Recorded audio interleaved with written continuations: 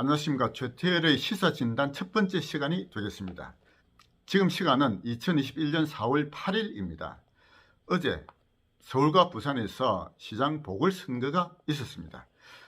저는 그동안 최태열의 이념 강좌 그리고 최태열의 책 소개 이런 코너를 운영하면서 몇 번 방송을 하였습니다만 이 시장 보궐선거의 의미에 대해서 말씀드려야 되겠다고 생각해서 최태열의 시사진단이라는 이름으로 이 코너를 개설하기로 했습니다. 이번에 서울과 부산의 시장 보궐선거, 이것은 사전에 그 누구도 예측하지 못하였던 것입니다. 박원순과 오거돈이 그렇게 성추행으로 인해서 다 물러나고 시장 보궐선거를 하게 되리라고 누가 예상했습니까? 저는 기독교인은 아닙니다만 이것은 참으로 하늘이 내린 기회다, 이런 생각을 하지 않을 수 없습니다. 이 기회에 이런 결과를 만들어냈다 하는 것은 너무나 가슴이 벅차고 이것을 통해서 내년 대선도 우파가 승리할 수 있는 발판을 만들게 됐다라는 점에서 참으로 뜻깊은 결과가 되었다라고 생각합니다. 제가 서울과 부산 시장 보궐선거의 의미에 대해서 몇 가지로 나누어서 한번 진단해 보도록 하겠습니다. 첫 번째, 이 선거는 뭐니 해도 정권 심판의 선거였다고 보아야 하겠습니다. 인물에 대한 선택이 문제가 아니라 문재인 정권에 대한 심판, 그리고 내년에 기필코 정권 교체를 하여야 되겠다라는 국민적 여망이 드러난 선거였다라고 생각합니다. 야권 후보들에 대한 어떠한 네거티브도 먹히지 않았습니다. 박형준과 오세훈 모두 100% 완벽한 후보는 아니었다라고 봐야 되지 않겠습니까? 그러나 그들의 사소한 잘못들은 우리 우파 진영의 국민들에게는 전혀 문제가 되지 않았던 것입니다. 어떻든 이 문재인 정권이라는 무도한 정권을 무너뜨려야 되겠다라는 국민적 여망이 마침내 하나로 표출된 것이 이번 선거 결과였다라고 생각하고 있습니다. 작년 4.15 총선과 너무나 다른 결과가 나타났습니다. 작년 4.15 총선에서는 여권의 국회의원이 무려 190석에 달하는 결과가 나타났죠. 우파 진영이 그야말로 대참패를 했던 선거였습니다.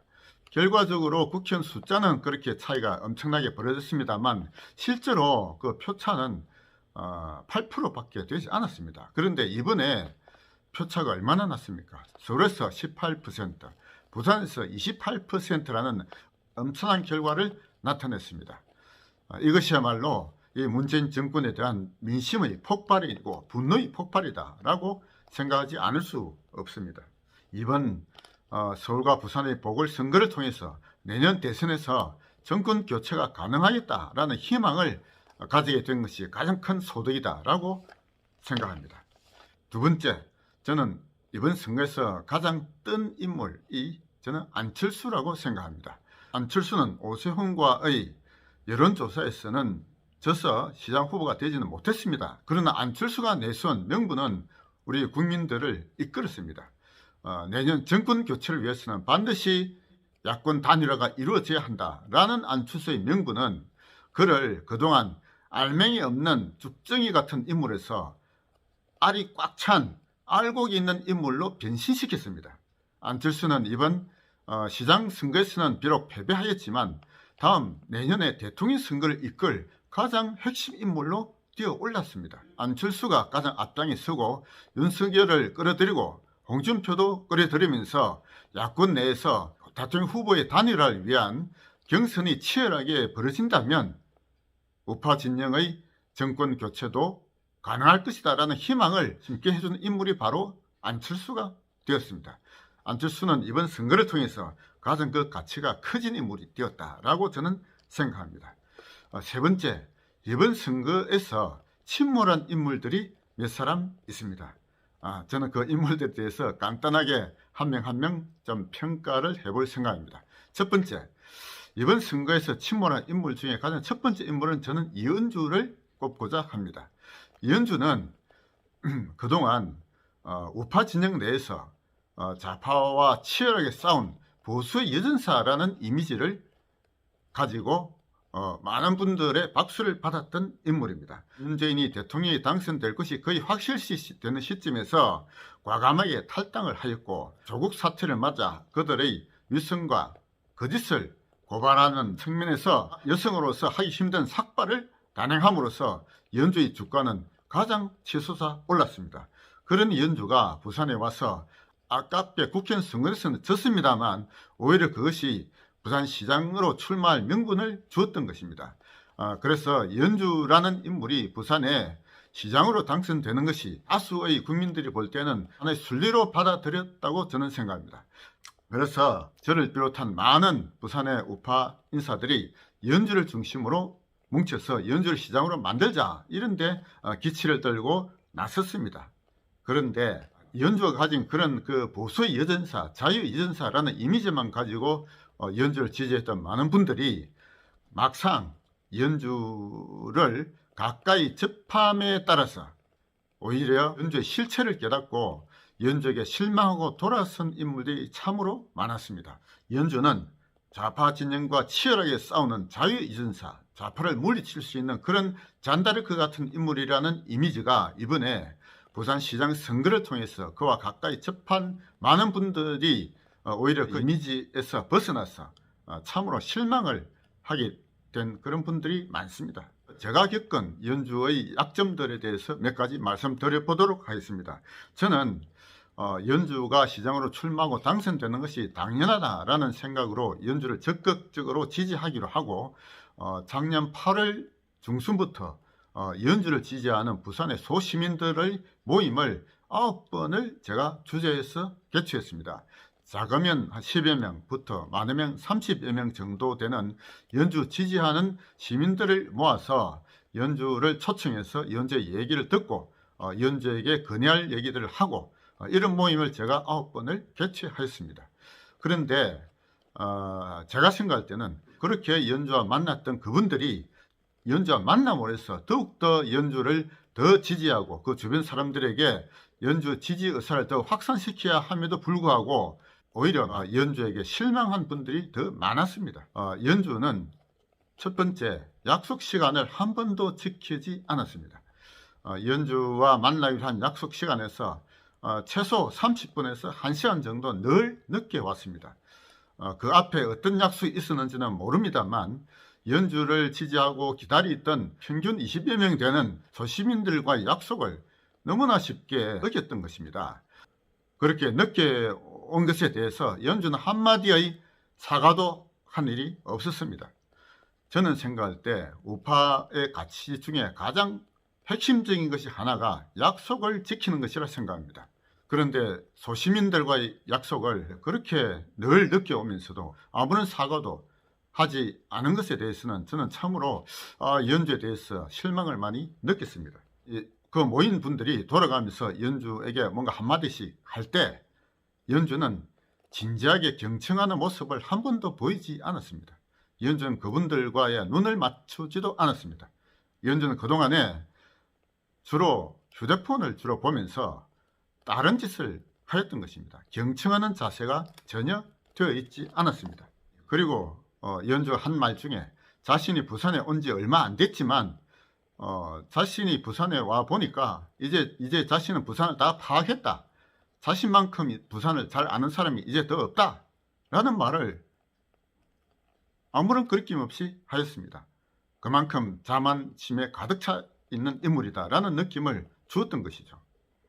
그리고 또 거기에 온 분들 중에서 연주의 단점으로 뭔가 자만심이 좀 있다, 다른 사람을 배려하고 다른 사람을 인정하고 이런 어떤 보다 자신을 낮추는 자세가 필요하다라고 건의를 한 분도 있었습니다. 그런데 그때 연주는 그 말씀에 대해서 자신은 받아들이겠다 이런 자세를 보인 게 아니라 오히려 발끈하면서 자신을 그렇게 비난하는 것은 좌파들이 늘 해왔던 그런 근거 없는 비난이라면서 자기에게 그런 말 하지 마라 라는 식으로 이렇게 쏴 붙였습니다. 연주의 그런 모습들을 보면서 이런 자세 가지고는 안 된다. 연주에 대한 이미지, 좌파 진영과 싸워서 정권을 교체할 수 있는 자유예전사로서 정권을 교체할 수 있는 가장 앞장선 투사라고 생각하는 다수의 시민들에게 이런 연주의 모습을 가지고서는 안 되겠다라고 저는 그 당시 생각했습니다. 그래서 저는 연주에게 연주의 그런 모습을 고쳐라 하는 충심을 충고를 제가 그 당시 유튜브로 4번의 방송을 한 적이 있었습니다. 그런데 그 방송을 본 소수의 연주 지지자들이 그런 방송이 다른 진영에서 보면은 잘못 이용될 수 있기 때문에 그 방송을 내려달라고 요청을 하였고, 저는 연주가 그 방송을 봄으로 해서 본인의 잘못을 고칠 수 있을 기회가 될 것이라고 생각하고 그 방송들을 내렸습니다. 그런데 지금 지나서 생각해 보면, 만약에 연주가 그 당시 저희 충고를 제대로 받아들였다면, 그리고 그의 태도를 변화시켰다면, 저는 연주가 부산시장으로 당선되었을 것이라고 생각합니다. 그런데 그 이후에도 연주는 전혀 자신의 잘못을 반성하지 않고 그 태도를 계속 유지하였습니다. 그래서 그에 따라 최초의 연주의 이미지를 보고 지지하고자 가까이 하였던 많은 분들이 연주의 그런 모습들을 보고 실망하고 연주를 떠났던 것입니다. 그렇다고 해서 연주가 아무런 가능성이 없이 추락했다라고까지는 말씀드리지 않겠습니다. 지금이라도 자신의 모자란 점을 인정하고 스스로 반성하면서 우파 진영의 승리를 위해서 미랄이 되겠다라는 자세로 자신을 낮추면서 작은 역할이라도 하려고 한다면 그것으로부터 새로 시작할 가능성은 있다고 생각합니다. 이번 선거에서 침몰한 또 다른 인물을 말씀드려 보도록 하겠습니다. 그 인물은 저는 정규재라고 생각합니다. 정규재는 제가 그동안 대한민국의 우파 농객 중에서 최고다라고 인정해왔던 인물입니다. 우파적 가치에 대한 깊이 있는 독서를 통해서 그동안 정규재 TV, 펜앤마이크를 통해서 우리 국민들에게 그런 우파적 가치를 알린 일종의 교사 같은 역할을 한 인물입니다. 정규 언론 방송들이 모두 좌파의 지배하에 놓이게 됐습니다만 유튜브라는 새로운 언론 공간을 개척한 인물이 정규재라고 저는 생각합니다. 유튜브를 통해서 수많은 우파적 가치를 가진 방송들을 하고 있고 그것을 맨 앞장에서 이끄는 인물이 정규재였다라고 저는 보고 있기 때문에 정규재는 우파에서 없어서는 안 될 참으로 소중한 자산이다라고 저는 생각해 왔습니다. 그런데 그런 정규재가 이번에 참으로 잘못된 선택을 했다라고 생각합니다. 정규재가 이번에 부산의 시장 선거에 출마하면서 그가 내세운 명분은 국민의힘을 버리자는 것이었습니다. 국민의힘은 우파적 가치를 다 저버리고 민주당 이중대가 되면서 대통령 후보도 내지 못하는 불임 정당이기 때문에 국민의힘은 버려야 한다. 그리고 박형준도 우파적 가치를 가진 인물도 아니고 중도 좌파적 인물이고 그런 박형준을 찍으면은 우파는 망한다. 이런 논리를 주장하면서 더불어민주당과 김영춘에 대한 공격보다도 오히려 국민의힘과 박형준에 대한 공격을 훨씬 더 많이 하였습니다. 정규재의 그런 선택은 참으로 잘못된 선택이었다라고 생각합니다. 정규재가 그동안 우파 농객으로서 가졌던 그러한 높은 위치가 오히려 이번에 그런 잘못된 선택을 함으로써 정규재는 이번에 추락하게 되었습니다. 정규재의 그런 추락과 몰락을 미리 느끼고 그것을 걱정하고 그것을 막고자 정계련 간부분들이 여러 분 모여서 정규재와 사전 면담을 한 적이 있었습니다. 그 자리에서 정규재에 대한 애정을 표시하고 이번 선거 이후에도 계속 정규재의 자리가 마련되기 위해서는 정규재가 이번에 사퇴하는 것이 올바르다라고 건의하였습니다. 비록 국민의힘이 마음에 들지 않고 박형준이 마음에 들지 않는다 하더라도 우파 진영의 승리를 위해서는 전략적으로 박형준과 국민의힘을 찍어야 한다라고 하면서 사퇴하는 것이 올바른 전략적 선택이다라고 건의하였습니다. 정규재가 만약 그래 한다면 부산의 우파 시민단체가 모두 정규재를 좌장으로 모시고 다음에 국민의힘에 가입하여서 대통령 후보로 뛰어라, 우리가 밀어주겠다라고까지 얘기하였습니다. 그럼에도 불구하고 정규재는 자신의 고집을 꺾지 않았습니다. 어린아이가 보더라도 알 수 있는 선거 결과를 왜 정규재는 보지 못하였을까요? 개인적으로 본다면 정규재가 박형준보다 훨씬 뛰어난 인물이라는 것은 수많은 사람들이 인정하고 있습니다. 그럼에도 불구하고 왜 박형준을 사람들이 찍는지에 대해서 정규재는 왜 그것을 몰랐느냐 이겁니다. 정규재가 이번에 얻은 표는 1%였습니다. 과연 그가 그 정도 표를 얻을 것을 미리 예측하지 못하였습니까? 서울의 허경영이 1%를 얻었습니다. 허경영이 서울시장 출마했다고 전혀 알지도 못했습니다. 그런데 결과를 보니까 서울의 허경영이 출마해서 1%를 얻었습니다. 정규재도 1%를 얻었습니다. 허경영에 대한 사람들의 감정이 어떻습니까? 참 이런 말씀 드리기 민망합니다만 허경영은 좀 이상한 사람으로 다들 보지 않습니까? 정규재도 앞으로 그렇게 보일 것이라고 생각합니다. 조원진이 지난 마산 보궐선거에서 보였던 것에 대해서 우리 국민들의 반응이 어떻습니까? 지금 정규재는 조원진보다 더 못한 조롱거리가 되었다라고 저는 생각합니다. 우파의 승리를 위해서는 정규재는 참으로 아까운 인물이죠. 우파의 승리를 위해서 우파적 가치를 사람들에게 알리고 교육시키는 그런 교사로서의 역할을 충분히 할 수 있는 인물인데 어떻게 이번에 잘못된 선택으로 시장 선거에 뛰어들어서 이런 비참한 성적표를 얻게 되었는지 너무나 안타깝습니다. 정규재의 그런 모습을 교조주의라고 합니다. 교조주의, 도그마티즘, 자신이 가지고 있는 가치만을 주장하고 다른 가치는 전혀 인정하지 않고 배격하는 것이죠. 교조주의는 반드시 분파주의가 될 수밖에 없습니다.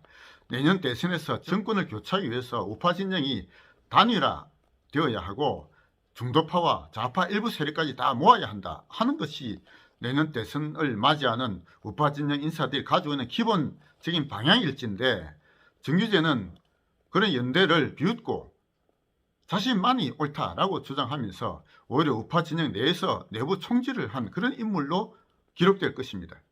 정규재가 다시 한번 자신의 잘못에 대해서 반성하고 전략적 실패를 했다는 걸 인정하고 그러나 우파적 가치를 지향하는 그 원래 모습은 그대로 유지하여야 하기 때문에 다시 우파의 교사로서의 자리로 돌아오기를 간절히 바랍니다. 다음 세 번째, 이번 부산시장 보궐선거에서 추락한 인물 중에 한 명으로 저는 서병수 의원을 꼽고자 합니다. 서병수는 부산시장도 지냈고 현 국민의힘이 집권당이었을 때 집권당의 대표를 지내기도 하였습니다. 그리고 오선이라는 부산에 가장 관록이 있는 우파 정치인이죠. 그런 경륜과 관록에 맞는 모습을 이번에 전혀 보이지 못했습니다. 서병수가 보여야 했던 것은 이 좌파 정권을 무너뜨리기 위해서 우파 진영의 대단합을 이끄는 부산의 지도자로서의 모습을 보여주었어야 했습니다. 본인 자신이 시장에 출마한다는 것은 애당초 말이 되지 않는 것이었고 국민의힘의 여러 후보들에게 어느 한 진영을 지지하는 것이 아니라 크게 포용하는 모습을 보여주었어야 했다고 생각합니다. 그런데 그는 박승훈을 지지한다라고 나왔습니다. 박형준과 이현주를 지지하는 부산의 우파 진영 인사들에게 큰 실망을 보였습니다. 서병수에게 부산권을 이끌어가는 큰 정치 지도자로서의 모습을 보여주기를 기대한 부산의 많은 우파 진영 국민들에게 실망감을 안겨주었다라고 저는 생각합니다. 또 우파 진영 인사 중에서 추락한 인물은 박수영 국회의원이라고 생각합니다. 박수영 국회의원은 부산에 나온 초선 국회의원 중에서 그래도 가장 나은 인물이라고 보고 그가 앞으로 우파 진영에서 큰 일을 할 수 있는 앞으로 미래의 대통령감이다 라고까지 생각하는 사람들이 많았다고 저는 생각합니다. 그럼에도 불구하고 이번에 박수영이 보인 행로는 참으로 실망스러운 것이었습니다. 최초에는 이현주를 지지하는 모습을 보이다가 그 뒤에 서병수와 함께 박수훈을 지지하는 쪽으로 나섰다고 합니다. 서병수도 물론 실망스러웠습니다만 박승훈을 지지하는 모습을 보이면서 박수영은 우리 부산의 우파 국민들에게 실망감을 크게 안겨주었습니다. 그리고 최근에 김종인이 시장 보궐선거 이후에도 계속 국민의힘의 지도자로 남아야 한다 라고 하는 초선 의원들이 연판장에 돌았다는 이야기가 있었습니다만 그 주도자 중에 한 명이 박수영이었다라고 하는 얘기가 있었습니다. 그것이 제 눈으로 확인한 바는 아닙니다만 많은 분들이 그런 이야기들을 하였습니다. 만약 그것이 사실이라면 박수영에 대해서 참으로 실망스럽다 하지 않을 수 없습니다. 김종인은 국민의힘을 아무런 이념이 없는 중도 정당으로 이끌면서 민주당의 이중대 노릇을 하는 그런 정당으로 이끈 인물이 없지 않습니까? 이제 김종인은 집으로 가고 김종인이 국민의힘에 남긴 흔적들은 다 깨끗이 씻어야 되는 것입니다. 그런데 박수영이 그런 김종인을 초대를 하고 했다?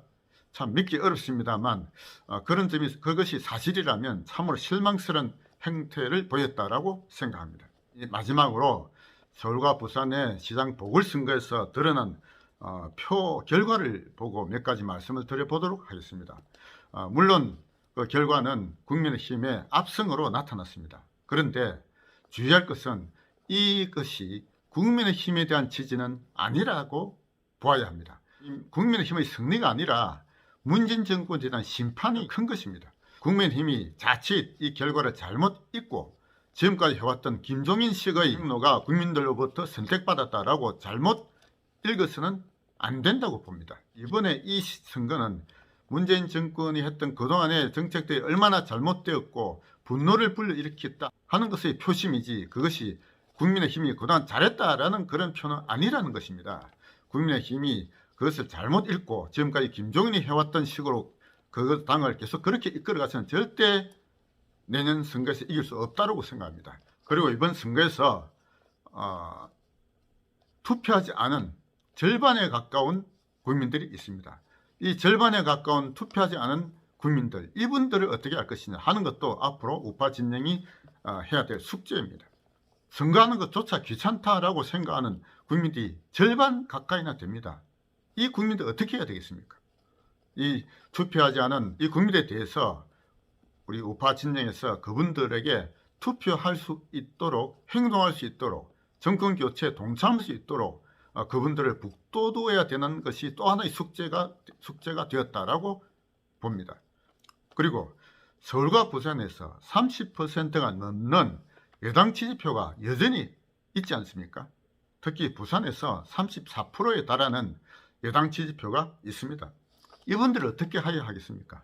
이 문재인 정권 4년 동안에 이런 엄청난 실정에도 불구하고 여전히 여당을 찍고 있는 부산 시민들이 3분의 1이나 된다라는 것에 대해서 관심을 깊이 기울여야 된다고 생각합니다. 그분들이 다수는 호남 출신 분들이라고 생각합니다. 그러나 호남 출신 분들이라고 해서 이 문정권에 대해서 아무런 생각 없이 무조건 지지만 해서 되겠습니까? 혈연, 학연, 지연이라는 인연을 내세워서 무리를 지어서 투표하는 관행, 이것은 이제 뿌리쳐야 하는 것입니다. 이 문재인 정권이 그동안 해왔던 정책들을 보십시오. 북한의 지령을 받고 오히려 북한의 모든 것을 퍼주겠다는 이런 문재인 종북 좌파 정권, 그들이 지금까지 해왔던 잘못된 정책들, 이에 대한 비판을 호남분들은 왜 하지 않습니까? 자유민주주의와 시장경제라는 우파적 가치가 더 중요하지 않습니까? 우리 호남분들의 무차별적 지지, 그것도 저는 이제는 그 응어리를 풀어 헤쳐야 한다고 생각합니다. 어쨌든 이제 내년 대선에서 우파 진영이 승리할 가능성이 생겼다, 그런 희망이 보인다 하는 것만 가지고 또 이번 선거는 참으로 의미가 깊다라고 생각합니다. 그러나 지금부터 내년 3월 9일까지의 대선까지 11개월이라는 시간이 아직 남아 있습니다. 그동안에 이 좌파 진영에서 아마도 대반격을 하려고 할 것입니다. 그들은 이번 선거에서 민심의 변화를 보았습니다.